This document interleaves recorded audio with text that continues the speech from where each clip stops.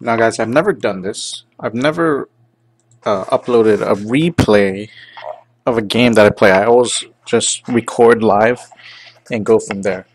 But this time, I'm gonna upload a two games in this video, and it will be versus a. It'll be the uh, mono black with the splash for green, the deck that we use, the latest deck that we've used from Ben. It will be his deck versus a GRIXIS control list, and I'm uploading it because it's a very interesting set of games that I don't win because many times I often don't win in Magic, um, and yeah, it's an interesting set of games, and I think my opponent was very skilled. Um, and I'm not just saying that because he beat me. I think he made some very excellent plays. He had some great luck as well. Um, but overall, I just thought he was good. And it's hard to say. I can't say that. Maybe the mono black just is a poor deck. I don't want to say that because I think it's a very good deck. Um, so I'm just gonna, I guess, kind of give you let's see what you guys would have thought, what you guys would have done in certain situations. Um, and maybe you guys can decide on how we could have changed the sideboarding and details. So here's game one. I am on the draw. Um, uh, and I have no idea what he's playing. I'm assuming it's Grixis, right? At this point in the game, counters a Liliana. I totally forgot he had access to Is It Charm um, at that time. Um, but whatever. So he counters Liliana, which is a big threat, and was a big swing for him to counter. Let's see what else it does. And the poor thing really is that our hand is all mostly, creature removal, board wipes, Thragtusk, anti-aggro cards, which is obviously clearly not that strong against our control opponent.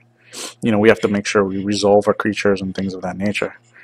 So, coming into the next game, we know for a fact we want duress. Um, uh, we will also know we want to board the other Liliana, and the jury is still out on whether or not we want to bring in Appetite for Destruction or Appetite for Brains, because until he shows us a win con or some kind of or a significant number of cards that are 4 mana casting or 4 converted mana cost or higher, there's no reason. You know what I mean? So there we go. And we're playing out into this game. Just countering things however he wants to counter, which is fine. I'm going to use my cremate here because I want to take advantage of the fact he has no blue mana. I'm lucky to pull Sign in Blood. We're going to use what time we got here to draw into more cards, get whatever incremental card advantage we can. Deadbridge Chant, so we want to land that, right? And right here is where I make the biggest mistake of the game, I guess. I'm sitting on 6 mana, and I just want to resolve Deadbridge Chant. This is one of the few games where I get the chance to see it. He doesn't tap anything. Actually, I'm not sure if I played here. I'm pretty sure I played Thragtusk or Desecration. Okay, yeah, so here we got to play Desecration Demon. I'm just waiting to see if I can catch him with a removal. But he is so smart because, he's just going to use far and away his Fuse card. And this is, just so you know, FYI, for the game 2, I am putting an Appetite for Brains because I wanted to get rid of this card. Its casting cost is 5. Okay, it's a Fuse casting cost. And this card, as well as Turn and Burn or whatever, those 2 cards really did a great deal of work in kind of just setting me back. So here we go. Opponent's gonna end again. I'm pretty sure we go for Thragtusk here, just to put us up on life. Yeah, there's a Thragtusk. Because you know what we're trying to do is we're trying to bait out whatever counter spells removal he has.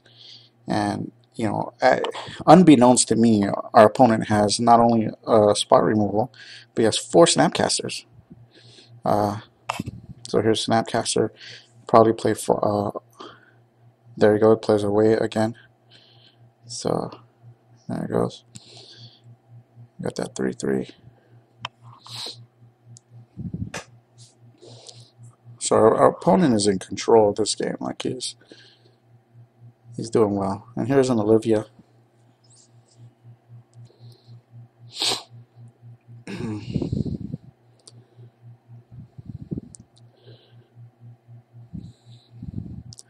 We used the slip because we haven't seen any creatures. We're assuming he's not playing any really crazy win cons.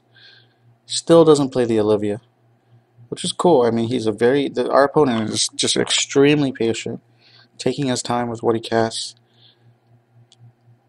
And at this point, you know, I try to resolve the Dead Witch chant. I don't feel like he's playing a second Dissipate. And, I mean, if he's playing Snapcaster, I seem to totally have forgot about Is It Charm. And boom, Dead Witch chant, which would have been extremely important for me, does not resolve. And that is the beginning of the end for me in this game. We're going to fast forward this game because there's really not much coming here. I mean, he falls victim to Mutilate. Turn and burn. I mean, like, you know, I'm just basically trying to draw the top deck and get me what kind of advantage I can. I got 2 cremates here. I bait out Snapcaster Mages, use the cremate to draw incremental advantage. He just kills everything I have. Burning Vengeance, another Is It Charm. Like I'm basically drawing dead here. As I would get closer to the end of the game, you can see more details. Alright, so here's an important thing. Here's a Thragtusk. End of turn, he dealt with the Thragtusk by fusing Turn and Burn. So he probably played 3 Turn and Burns. Fused it, made the Thragtusk a 0/1 with no abilities, and he dealt 2 damage to it. That means this recurable Thragtusk, or you know, the 3/3 Beast, does not occur. And that is a big play, and if you're playing these colors, that's pretty solid. I can really see Grixis or maybe even blue, white, red becoming a major control player in the future just because of access to cards like this. I mean, this is a big play. Modular, so you can use it early against aggressive decks, buy you time to get into your Supreme Verdicts if you're playing blue, white, red. And the fuse allows it to have single target spot removal, expensive single target spot removal that really does a big deal in generating advantage for your deck. So it's pretty cool. That was a big play, and I was not prepared for that. So, you know, here I am getting hit. Uses more Turn and Burns. Cyclonic Rift, Turn and Burns, Burning Vengeance being procced.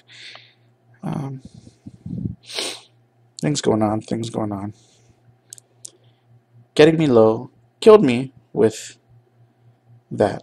So, that, I mean, our opponent just basically killed me with hitting me with Snapcasters. That was game 1. That was something else. I definitely was not prepared for that. So we're going to take a look at game 2. If we can find a replay here. I believe this is it. Let's check.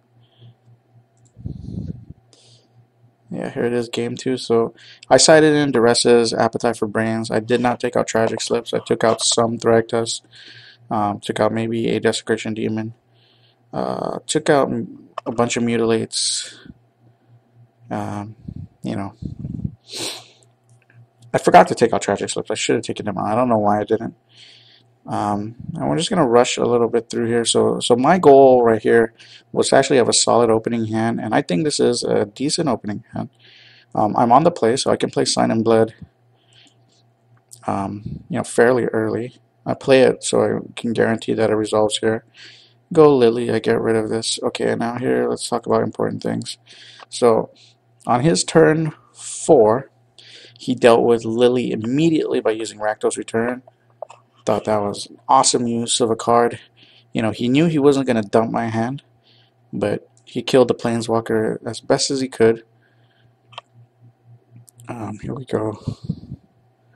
Oops, we're fast forwarding a little too much here. So we're just trading card for card.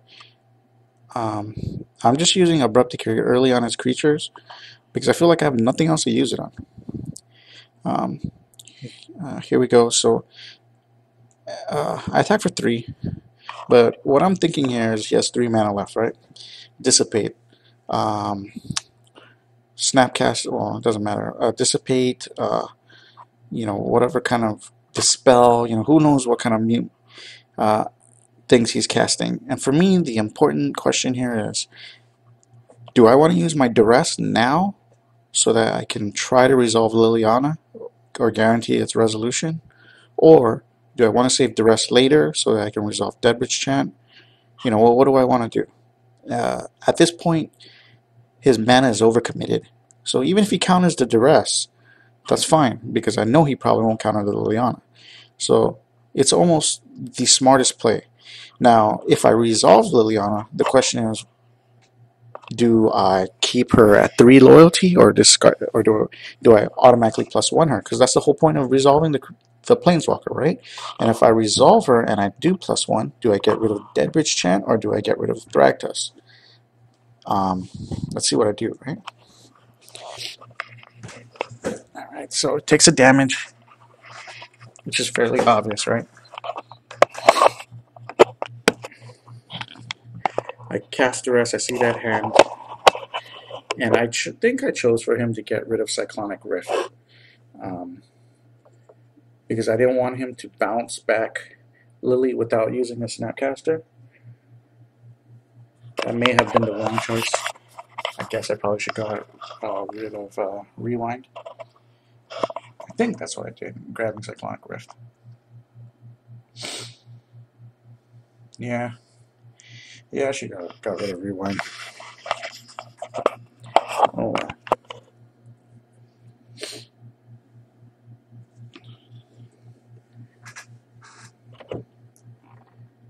I think here we lost a virgin. Oh no, I guess he got rid of Rewind, so he didn't even care.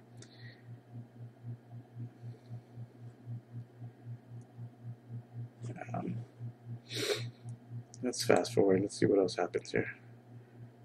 All right.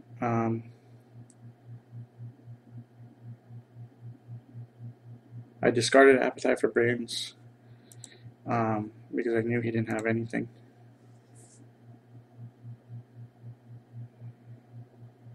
What is going on here?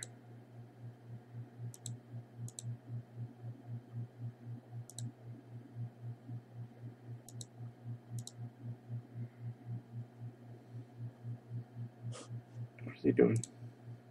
I'll think twice. Oh yeah, okay. So this is some bullshit. Using the flashback and Burning Vengeance, and I'm assuming he cited this in. I'm not really sure. Using that flashback to deal with my creatures, deal with my Planeswalker. This opponent, by the way, was very good. I thought he was extremely solid. This GRIXIS list was very good. Deals with that. But I've got him low. I mean, he's within range. He might get fucked up, right? So, and he's wisely keeping lands in hand, so he can discard those. Smart man.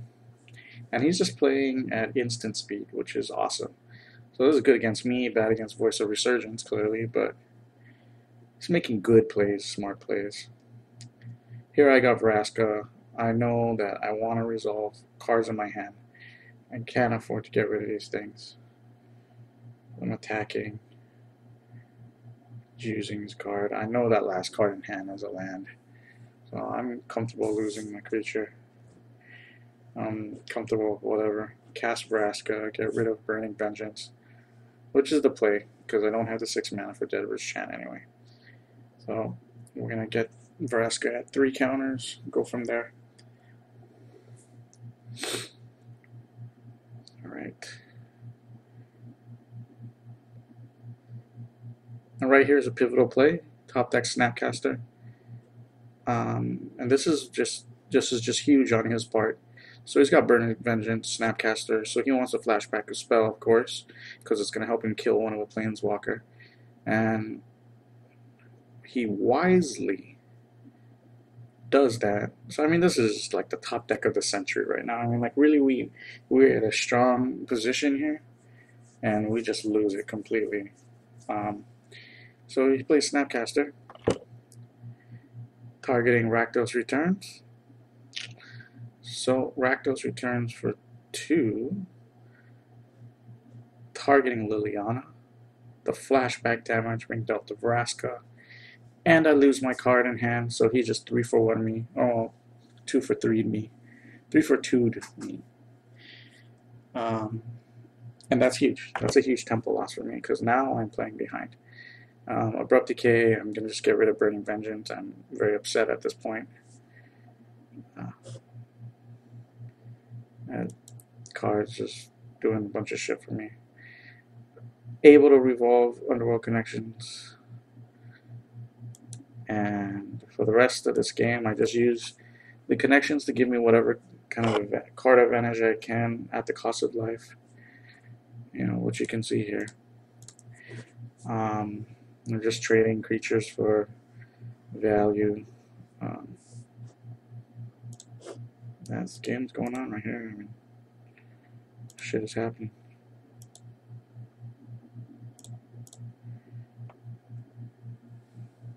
Things are happening. I'm resolving shit. And my opponent, so he can put me at 2. He can put me at 2, but he's close to being killed. And he's aware of that.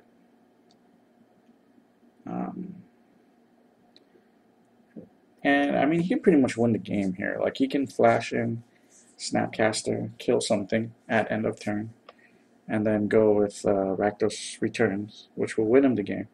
And you know, what can I say? Did he top deck this shit? You know, what really happened? You know, it's really tough to pinpoint what went wrong. You know, my draws were bad. Disciple of Bolas shit. Disciple of Bolas, as good as a card as he is, he wouldn't have done me anything here, simply because I never had a point where I could sack a creature. So let's see what happens. He ends the turn, wisely ends the turn, which is smart. I'm deciding, my debate right here is, do I use my 1 life to get 1 more card?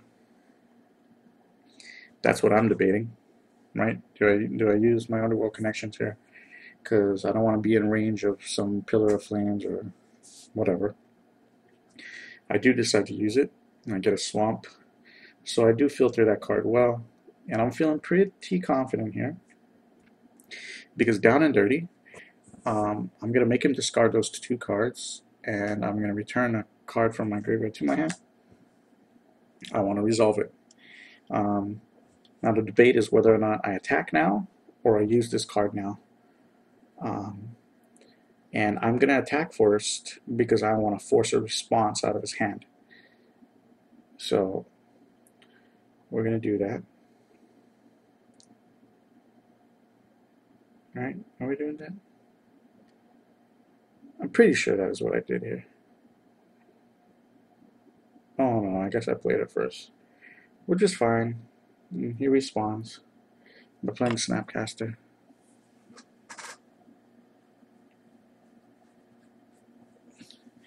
Into some counter spell of some sort.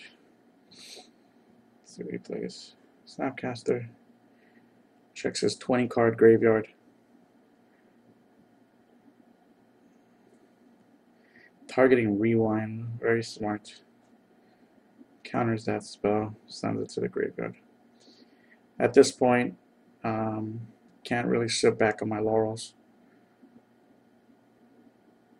I don't know what this card is in his hand.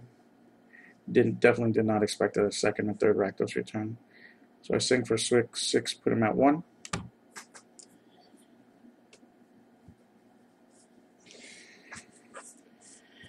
And my turn. And our opponent puts us at 4. And hits us for that Rakdos return. So that was a pretty awesome game. Very good game, Joe Pagano. Awesome game. I'm going to use that opportunity to look at our deck. Oh, let's go look at our deck real quick. Let's look at where we're at with our list. Something different from the last video. I got rid of Rot Farm Skeleton. He is an interesting card for sure. But the problem I had with him is that Deadbridge Chant has never been a factor in any of my games. I've never resolved it. And the games I have resolved it, I already was winning. I still think it's a valuable card, and in games that go long, you want it.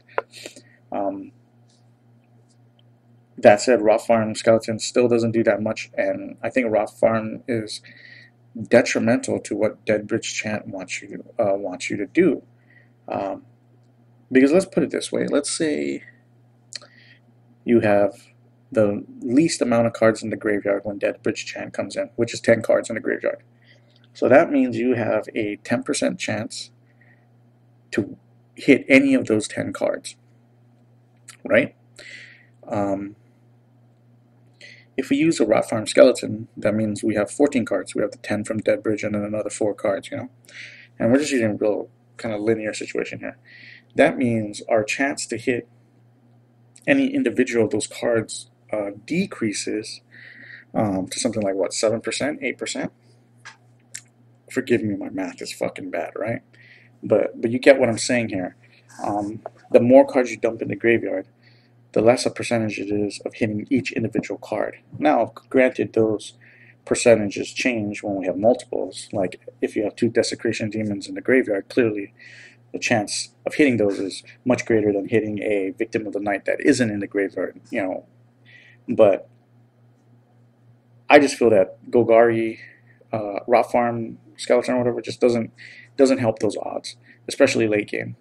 So I mean, like, if you imagine the best complete hand you could ever have, like a totally interactive hand, and you wouldn't even keep this hand, would be 6 spells with 1 land. And that would be guaranteeing that every time you drew a card, you were drawing a land so that you could play a land every turn. So if you were on the play, your turn 1 would be a swamp into a tragic slip. Your turn 2, and that would leave you with 5 cards, right? Your turn 2 would be a swamp into a Victim of the Night, so that would leave you with 4 cards, right? Turn 3 would be a swamp into a Putrefy. That'll leave you with 3 cards. Turn 4 would be swamp or whatever into Desecration Demon. Then you would go swamp into Thragtusk, and then finally swamp into what's his name? Deadbridge Chant, right? So once Deadbridge Chant resolves, and the least amount of cards you would have in your graveyard, without using Cremate, would be 16 cards. The least amount of cards. I mean, give or take, creatures don't die.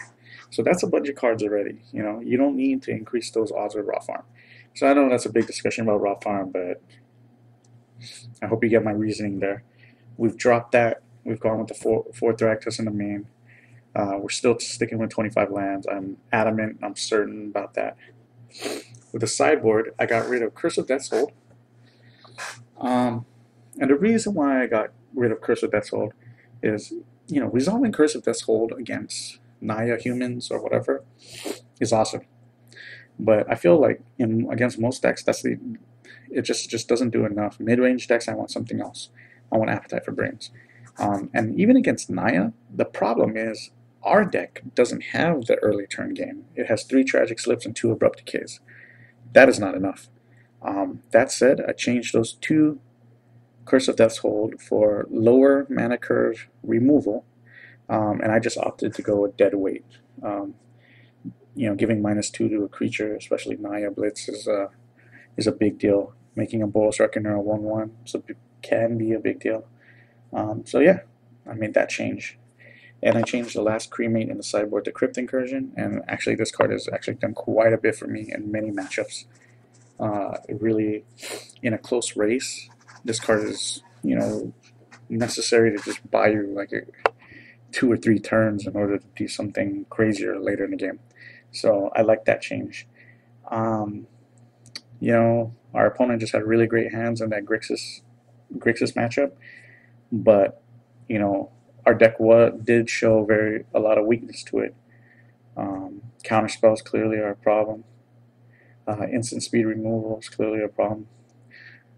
Because it just really kills the tempo. So think of ways that we can interact with it, and how we can beat those decks.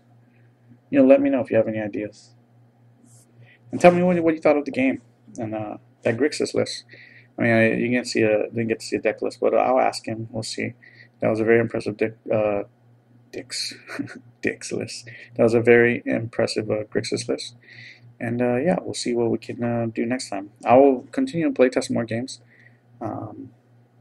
We'll just put a bunch of games up and we'll see. You know what I mean? So if you're interested in this particular archetype, the green-black control, just look for the videos labeled green-black control, and yeah, just follow them closely.